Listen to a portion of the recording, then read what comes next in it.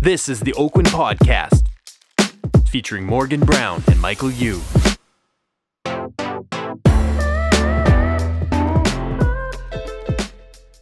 Hi, everyone. Welcome to the Oakwyn Podcast. I'm your host, Morgan Brown.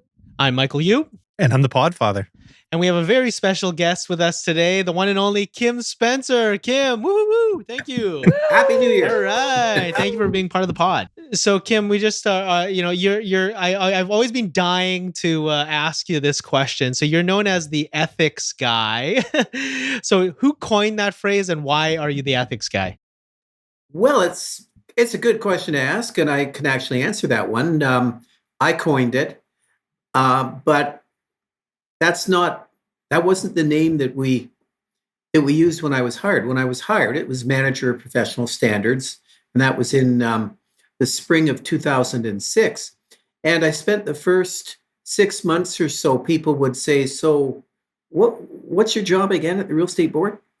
And I would say, well, I take complaints and, deal with members' controversies and things like that. And I guess I'm the complaints guy, which sounded kind of negative. And so, the complaints guy. So it was at the West Side Division Christmas party, 2006. Right.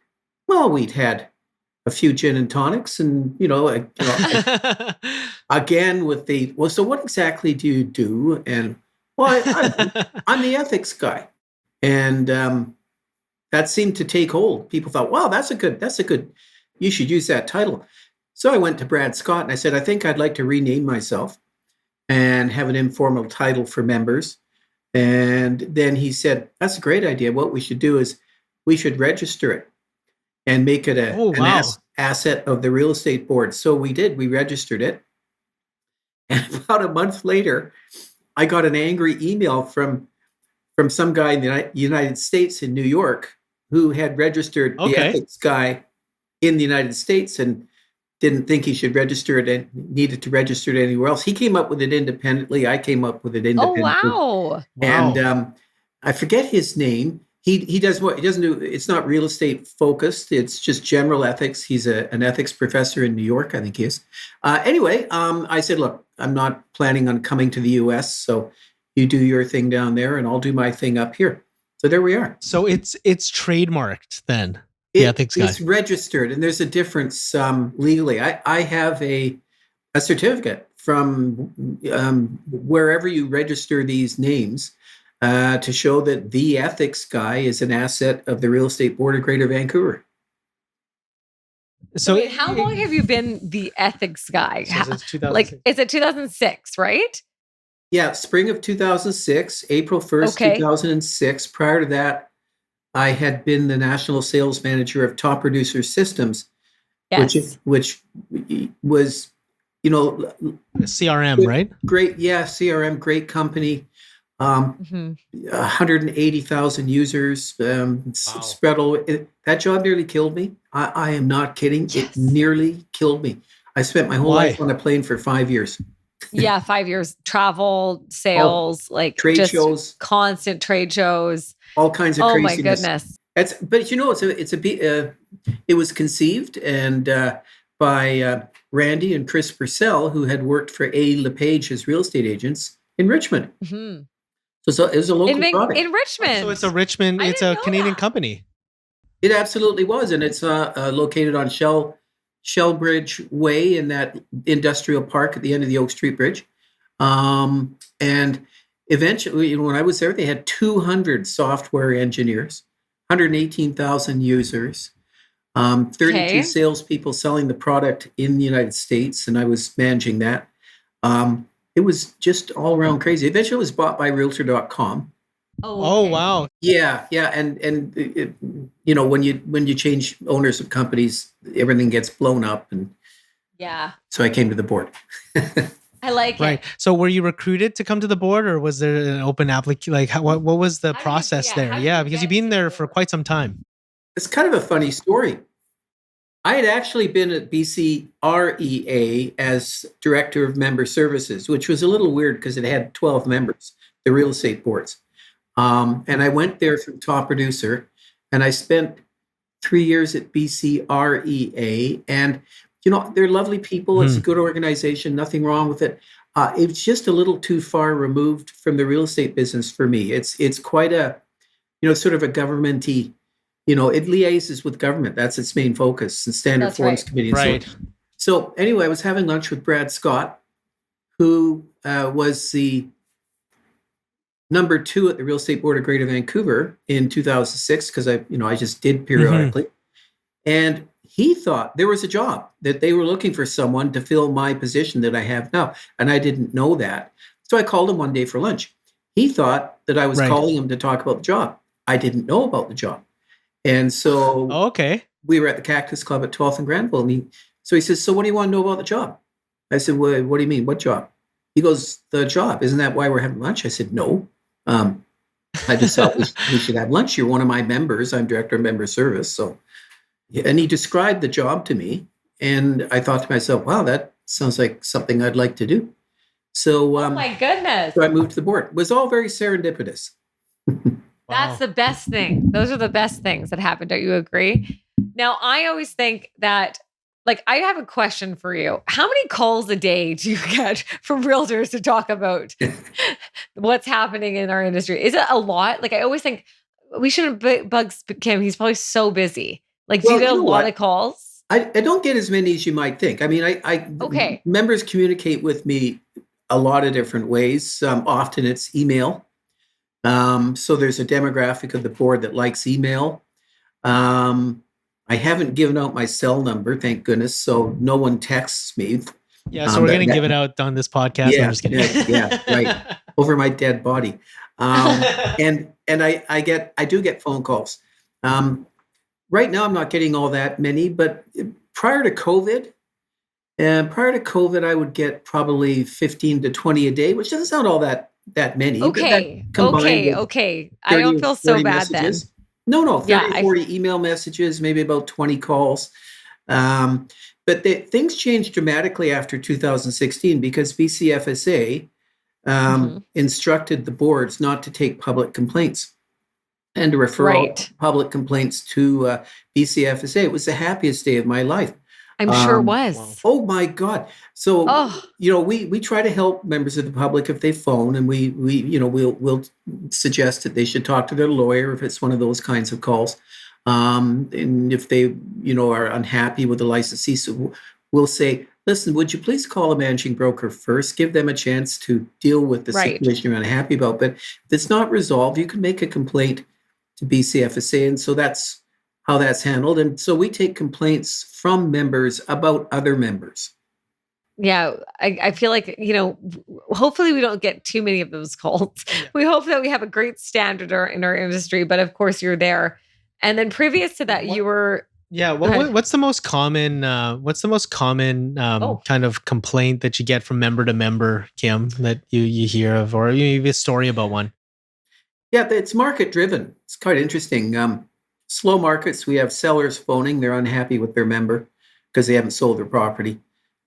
Hot markets, we hear from buyers they weren't able to get a property in a multiple offer presentation. So that those kinds of complaints are, or concerns are market driven. But very common one, market driven, was concerns about early offers being accepted when there was a delayed offer date published. We got those fairly often, couple of months, and I'm thinking that maybe we fixed it now with the irrevocable instruction. Before it was irrevocable, we had, it was really difficult. And, anytime you have... So how involved were you, Kim, in putting that together?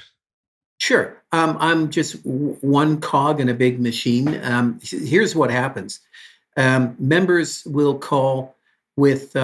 with a concern about a rule, or they'll say we should have a new rule or on this, or we should have a form or something. So we keep a laundry list of that stuff. And, every year we get together with Fraser Valley and Chilliwack boards and their staff and representative brokers. We had Arlene on that meeting cycle for a while, and realtors. And we discuss this laundry list that each board has.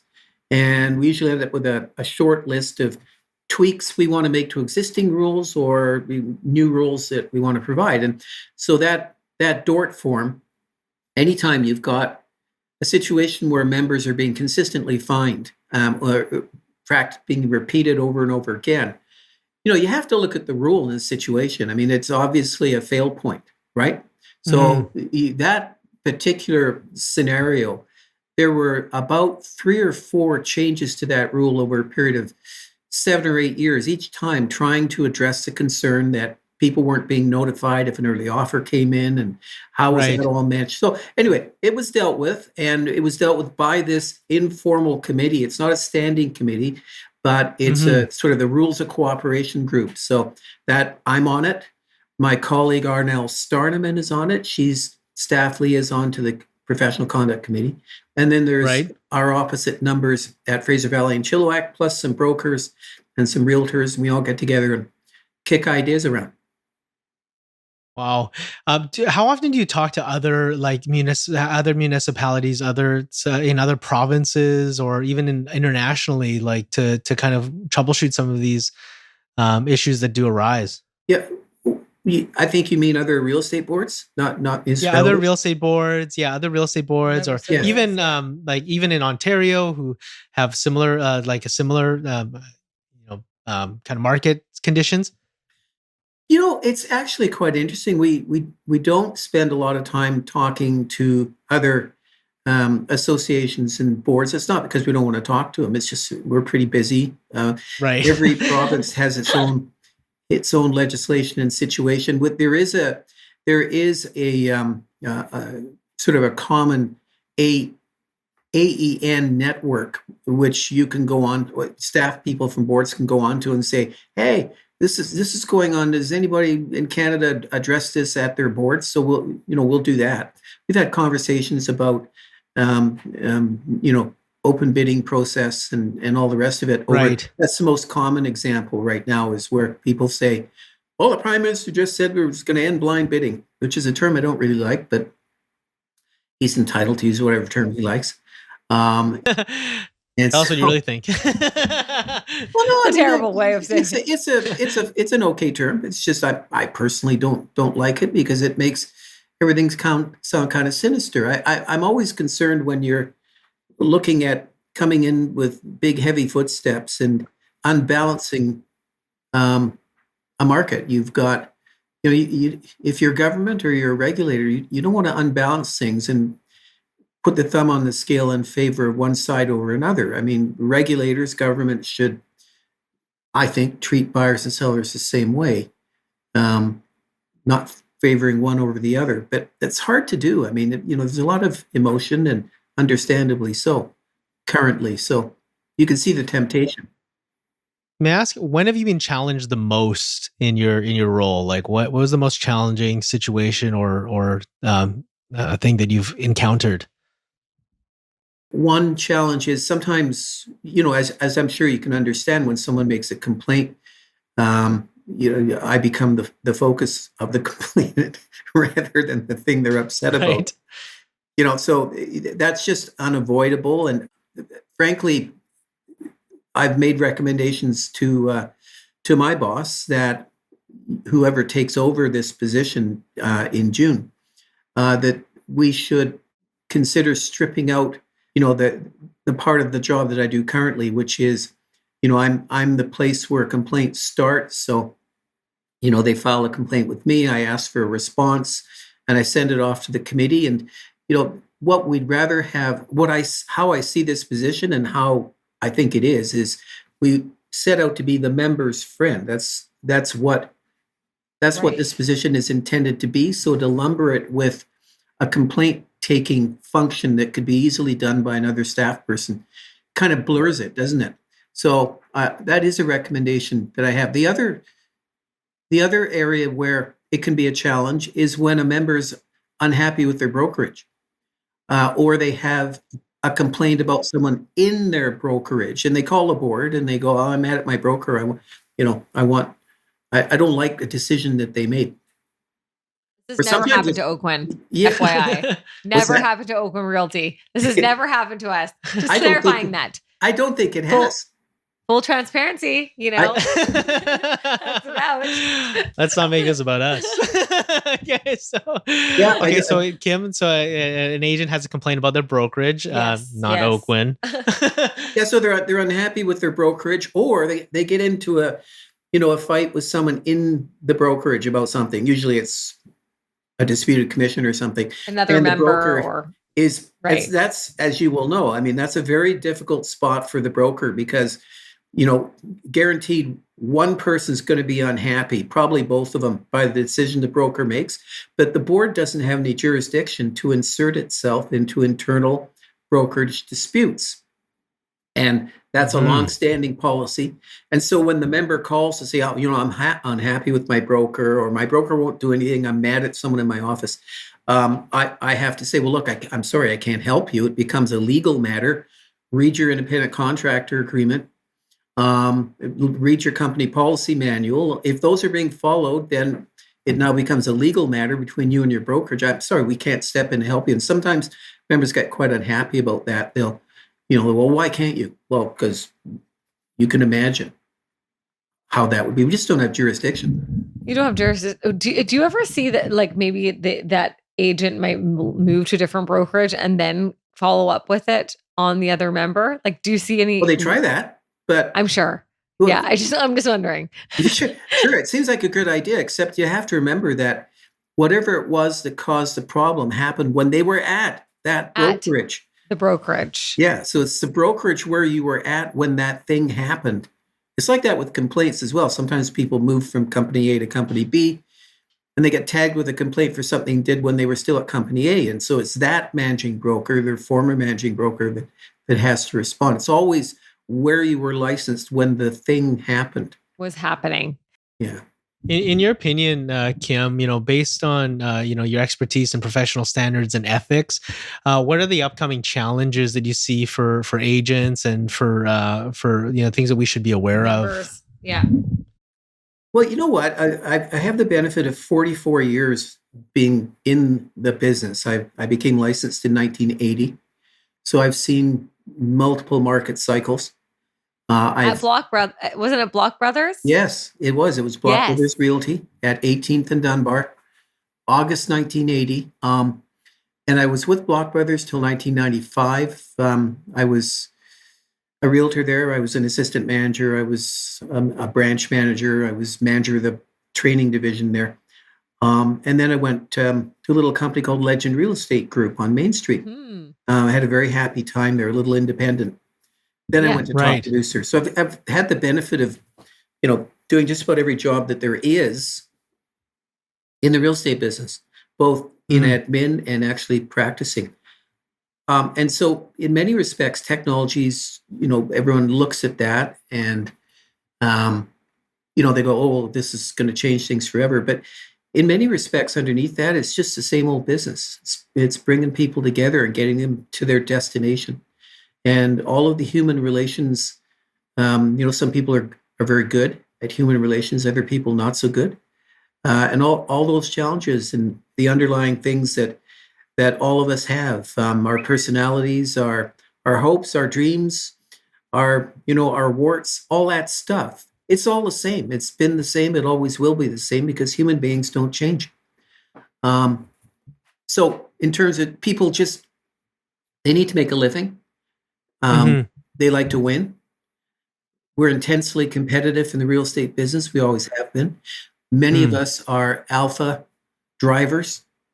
And so when you've got 26,000 people all competing with each other, and they like to drive the bus, you're going to get some headbutting now and again. But the headbutting that goes on today isn't much different than the headbutting that went on 44 years ago. Right. That's right. Wow, that's incredible. So, that's a great way of putting it. Yeah. It really is. It's really a great definition of what our industry is and as a whole. Well, what we try to do, Kim, is a little bit, at Oakwyn is a little bit different from most brokers. We don't want to encourage that hyper competitive environment. We try to create an environment where we're collaborative, where we want to work with other people. We want to create win-win scenarios. When we're dealing with our customers and when we're dealing with other agents, and really, what do you advise for brokerages to do to kind of to help with ethics and professional development? And what could we do better for the members? Sure. Well, it can be a sensitive subject because we're getting close to something called different business models. And obviously, the standards are the same for anyone with a real estate license or anyone with a managing broker's license. There's one Real Estate Services Act. There's one Realtor Code of Ethics. There's one, set of rules of cooperation. We're all bound by the same expectations, agency law, and the rest of it. But different brokerages have different business models and special sauce. Some brokerages offer a lot of services to the people in their office, and that's what the people in the office want. That's why they go there. They have regular sales meetings. That's the model that I grew up in and managed very closely with the people in the office.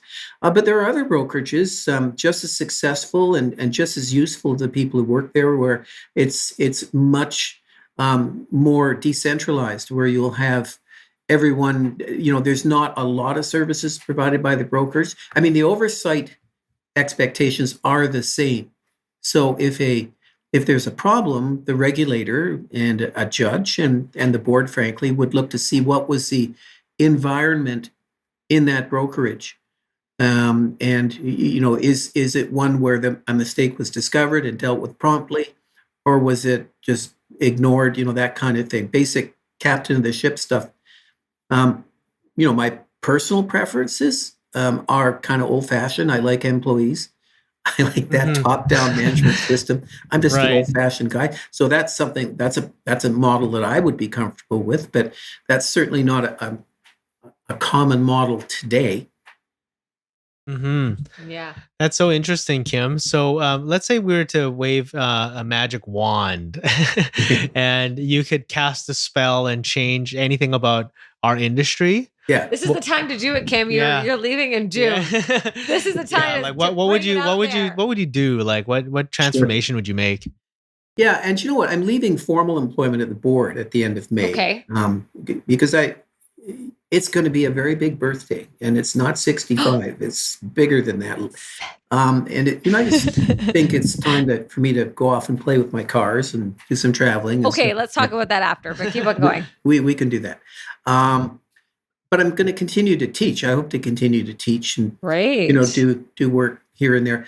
You can't just look out the window, obviously. So I want to do that. But if I were king for a day or a master of the solar system, and I came to Earth, and someone said to me, "We need to design something called a real estate business. Let's design that from the ground up." So the question I would ask, I didn't coin this question, but if we had a clean sheet of paper, would we build the business today the way it's currently built? Would we do that? And a lot of people say, well, no, we wouldn't. But there's all this inertia. It's difficult to change things. I get one big change that I'd want to make. And I think there's a move towards this is to have enforced buyer agency representation by way of contract. A lot of the disputes that realtors have. Oh, that's a good one. Yeah, a lot of it's enforced. I like that. Well, yeah, and from the profession's perspective, nobody wants to be first in demanding their buyers sign buyer agency contracts. We've had those for 25, 30 years, but they don't get signed a lot. So most licensees work with buyers on a wing and a prayer, don't they? And buyers work with more than one real estate agent, sometimes without them knowing, and sometimes this leads to disputes between members over commissions. So I think the arbitration committee would have very little to do if each licensee looked to their client for their fee.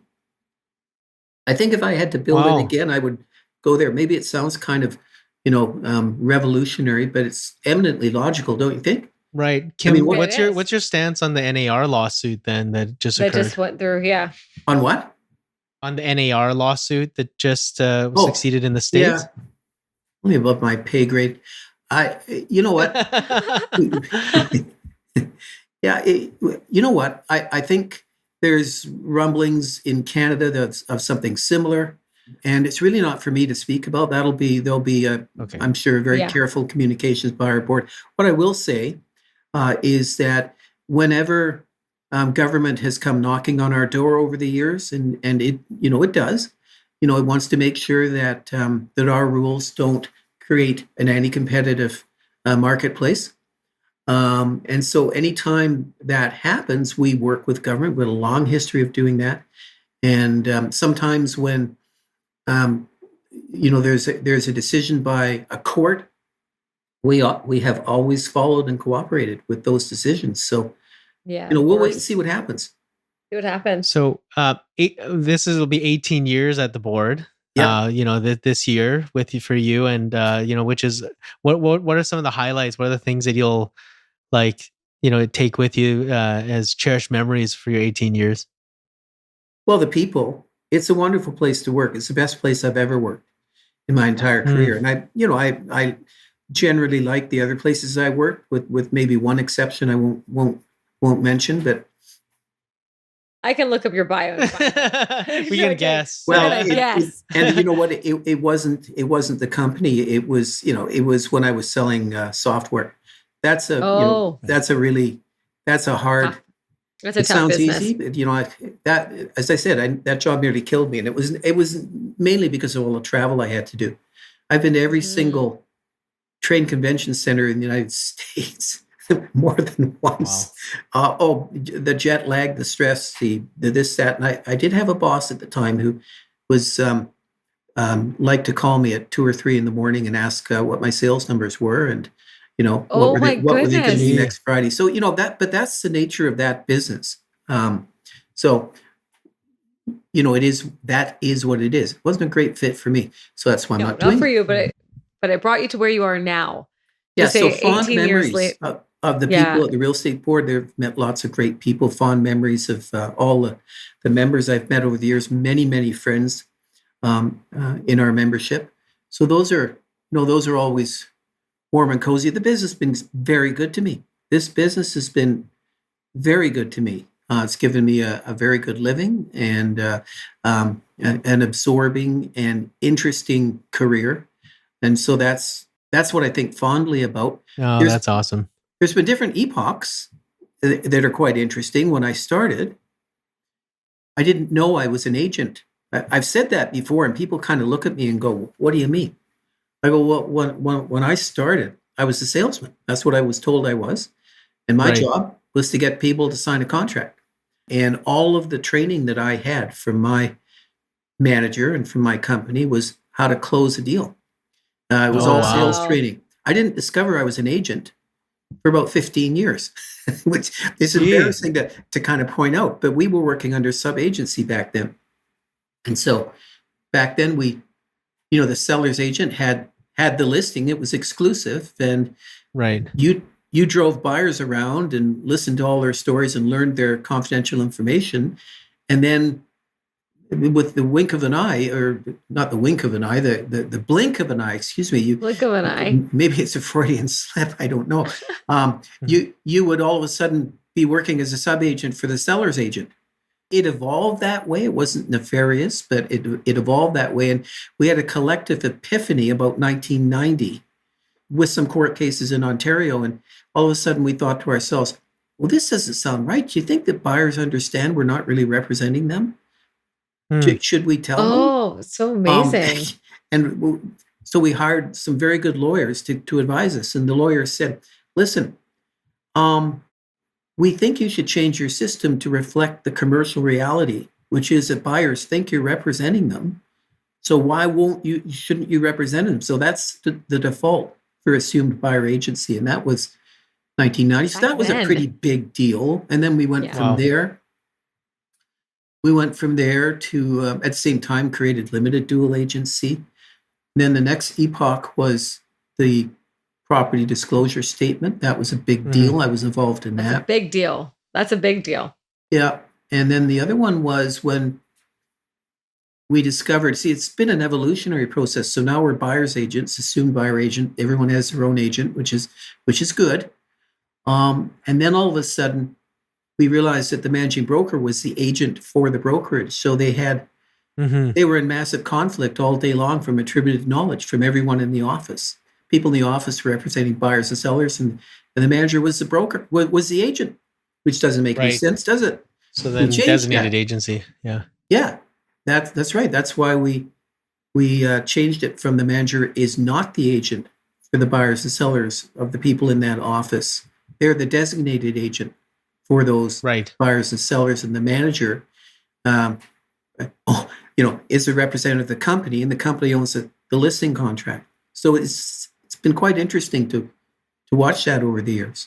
And so maybe now we're going to go to required buyer agency. I'm not saying I have a crystal ball, but that seems to me to be the next logical place you would go. This is like a really big, shoes to fill, like your position.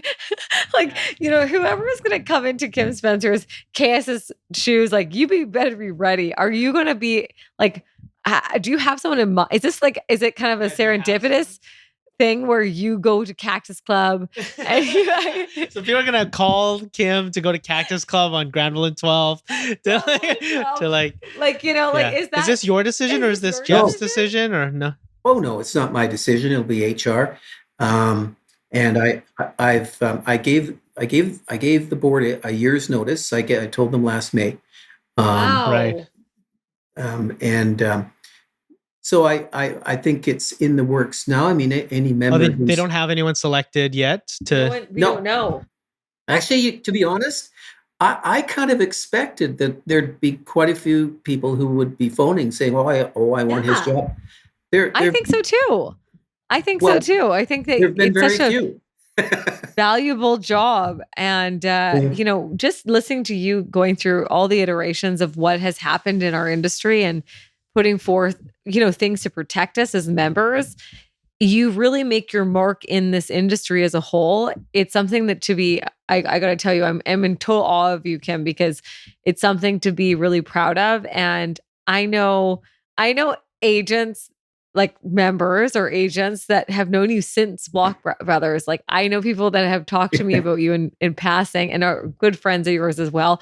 And I think, they really see you as such a key point for us as members. So whoever does take on your position, I hope you do us all proud. I'm just joking, throwing it in there. You know what? I hope so too. I think it's something that I feel you're going to have to give some slack to whoever takes over. It took me 18 years to get where I'm at right now. I mean, you evolve in a job like this, and when I started, I thought to myself, okay, that's it. I'm going to be the police. I'm going to correct every evildoer on the planet. We're going to take names and mete out punishment. And, that period lasted for a couple of years. And then you start to realize, why people do what they do. I know, Michael, you were asking what's a common cause of a complaint. But actually the underlying, there is a common thread. There's very few members that I've encountered with a complaint where it seems to me that they set out to either break a rule or didn't care about it. That's extremely rare, and it would be the same in any other profession. There's a few of those folks out there, but there's not very many. So usually, what causes a complaint or a problem is someone didn't know. That's that's not right, but they didn't know, so it doesn't make them less of a human being. They just had a human failing. Another reason for a complaint is that, and it's a big one, is where the member got pushed into doing something by their client that they didn't really want to do. And remember what I said about us liking to drive the bus? Well, I think we've all had clients who want to drive the bus, and of course we follow their instructions and all those things. But the dynamic of the relationship is if you've got someone who's not very assertive in their dealings with their client, if they don't know what the standards are, they're not assertive, they can get pushed into, accepting an instruction that puts them in a bad place, and then it goes bad, and they end up with It goes bad, and that happens more often than you think. So you have to be really firm with your client. You have to have your red lines that you will not cross. Right. You can have a lawful instruction from a client that's unethical. I mean, the law and ethics don't line up.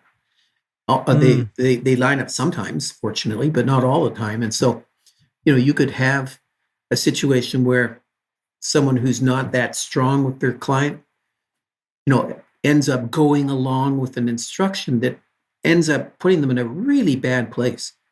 And I feel sorry for those folks. So, it took me a while to kind of learn that in this job. Wow. I always wanted to ask you, like, so I got a lot of questions. We have so many questions to ask you. I always want to ask you, like being called the ethics guy. I love superheroes. I love comic books. I love that whole genre.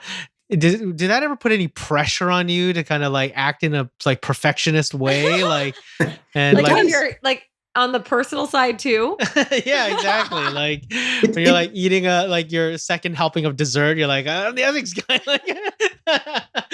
No, I'll always have a second helping of dessert. You know what? You're right. It is something that again took me a while. I don't know when I realized it, but there have been times when I've wanted to do something and I've thought to myself, no, not with that job that I have. Wow. Actually, I'm sure that judges, have the same. Yes, of course. Kind of thing imposed on priests or anybody. No, like, come on. I mean, that you have. Let's not get into that. No, it's flipping like the bird setting at a someone standard when you're of leading driving it. your car. Yeah. Totally. Road rage. That's like we're all human. Okay, don't you want to flip the bird sometimes, Kim? I'm just joking. Oh, you don't I have. I have.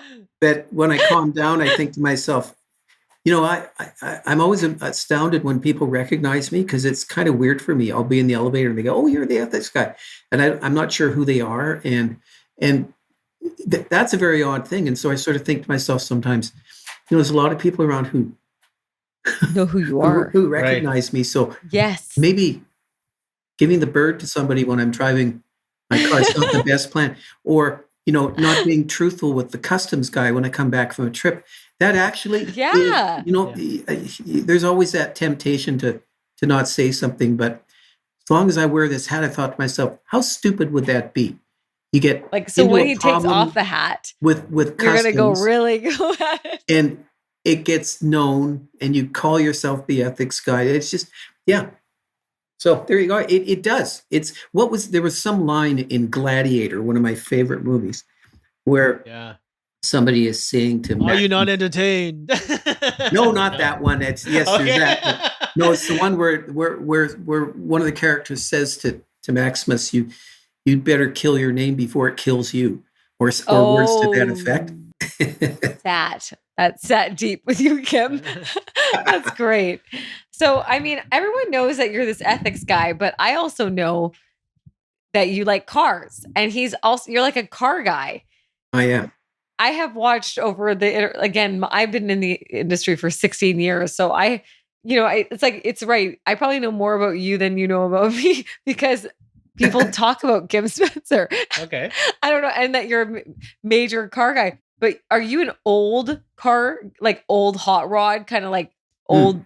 Yeah. Or is Never it more like rods. new age? Yeah. No, I never hot rods. I've collected British cars mostly. British. Yeah. Dating back to, and I'm moving out of that now, and there's reasons for that. But I have had lots and lots of. I've had Triumphs and Austin Healey's and. Oh my gosh, Triumphs are so and beautiful. things like that. Have you ever had a Morgan car? No, but my TR3, my Triumph TR3, its engine is the same engine that's in a Morgan. That's right. I know that because I always think they look kind of similar when I see them. But I was actually named after that car. Were you? From my mother, yeah. Really? Yeah, it was that Morgan car. She's always loved it. I thought you were named after Morgan Freeman. No, I'm not that young. Well, that's a very fun car. It's 1930s blacksmith technology, as I call it. And I have a leather flying helmet, and I have goggles, and sometimes I drive through downtown with them on. The kids won't get in the car with me when I've got the flying helmet on. Oh, that's fun. That's fun. Now, are any of your children in real estate? Yes, my son, Brian. That's amazing. And then, so I guess with this new change for yourself, we're going to still see you teaching, which is wonderful. Yeah. We're going to still see you. And I guess whoever will be taking on this role will be doing some of your letters to everybody. Will be doing some of the pieces. Are you going to be completely, I feel like this is a big deal for me. I'm like, are you going to be like end of an era? End of an era. Are you going to be still writing? Like, what's your plan here? Do you know, it's still kind of up in the air. I do like to write. I know. It's something that I didn't realize I liked to do until I started doing this job. So it is a bit of a grind, though. Coming up with a column every 2 weeks since 2006. There's about 400 columns I've written. So it's some days I'll write one in 10 minutes. Other times it'll take much, much longer than that to write one. So in a way, I'm going to miss that. I'm going to miss the sort of creative process, but I'm not going to miss the deadlines. I don't think. Right. I think, out of respect to the new person, whoever that is, I can't sort of, I got to let them,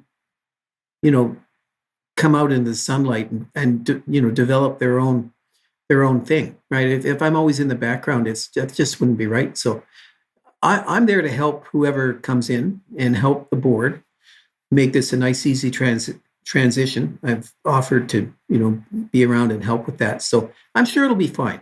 That's amazing. Okay, one final question. This is my big brain buster. I want to hear the worst story you've ever encountered in your 18 years at the board. What's something that a member did that was just like, what the heck? And they have lost their license because of it. Well, so that people know they can't do it. Yeah. Well, we can't take away licenses, just, but we have suspended members. You don't have to name names. No, well, I wouldn't. And bearing in mind that we have sort of non-members who may listen to this, I don't think I want to, come up with the worst. We could have the sort of the funniest thing that ever happened. Sure, yeah, the funniest thing. Yeah, let's do that. Yes. Let's do that. Okay, well, this was when I was managing broker of the Block Brothers office at 5842 Canby Street. Right. That's where our managing broker, Joe Lloyd, actually worked at the North Shore. Do you know Joe Lloyd? Yeah, I do. Yeah, he's our managing broker on the North Shore, brothers. That's right. So I was a brand new managing broker. When was it? 1986, I think it was. So I was so proud. I had my own branch office. I had 45 people, 20 of whom promptly left. Because in those days, that was just the advent of the business model where the brokerage gave all the money to the licensee and charged fees. And we didn't. We kept 50% of commissions and paid the licensee's expenses. And, it was, so that about 2 weeks after I joined that office as broker, about 20 of them went somewhere else. So it was kind of a rough time. But there was an elderly gentleman in my office at that time. Right. Who got a listing behind the motor vehicle branch on King Edward and McDonald, down in what we used to call McDonald Flats. I don't know if it's still called that. Okay.